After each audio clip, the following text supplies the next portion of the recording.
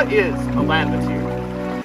So it's actually written in Myths and Symbols in Pagan Europe, one of my favorite books, and I'll actually be reading from today directly. But it mentions that land spirits are there when the gods can't be. So when we have issues on our land, or issues that the gods can't be reached about, we go to land spirits, we go to landvatir.